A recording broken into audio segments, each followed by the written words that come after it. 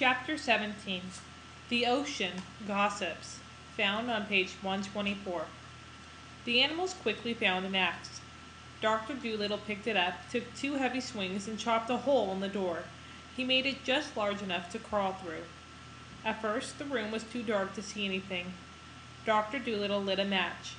The room was quite small. There were no windows and a low ceiling. There was only one small stool to sit on. In the middle of the floor sat a small boy crying bitterly. He was about 8 years old. The boy was frightened by this man and all the strange animals. But as soon as he saw the doctor's face, he stopped crying and stood up. "You're not one of the pirates, are you?" he said. The doctor threw back his head and laughed. The little boy laughed too. "You have a friendly laugh," the boy said. "Not like a pirate at all. I am worried, though. Have you seen my uncle?" "Your uncle," the doctor said. "Was he on board on this boat?" "Yes," the boy said. There were tears in his eyes. "We were fishing together when the pirates caught us. They wanted my uncle to join them as a pirate. They took him away when he refused, and you have no idea what happened to him?" Dr. Dolittle asked. "No," the boy cried. "They locked me in this room. I haven't been outside in more than a week. I asked them about my uncle, but they wouldn't tell me anything. I'm so worried that he was drowned." "Try not to worry," Dr. Dolittle said. He patted the boy on his head. "We'll do everything we can to find your uncle." "Oh, thank you," he said. "Could you describe your uncle for me?"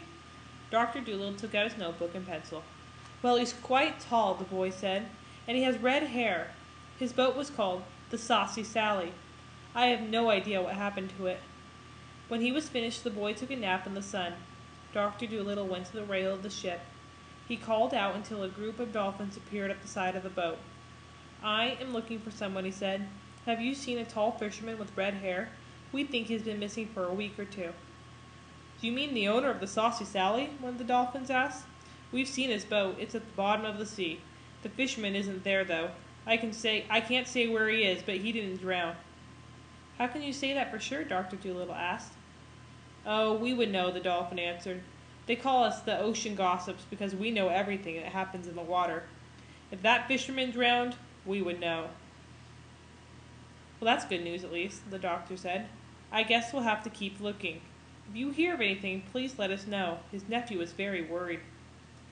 The dolphins promised that they would. Dr. Dolittle talked to the animals about forming a search party. Tutu and Dab Dab agreed to fly over the water to look for clues. The swallows said they would look too. "Remember to ask everyone you meet if they've seen a tall man with red hair," Dr. Dolittle said. "He must be somewhere." The other animals made sure the boy was happy while on the boat. They played games and ran along the deck.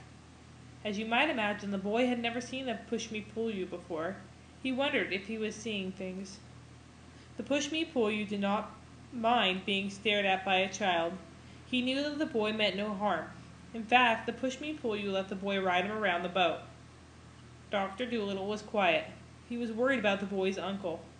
The doctor looked out over the water. He hoped they heard something very soon. End of chapter 17 on page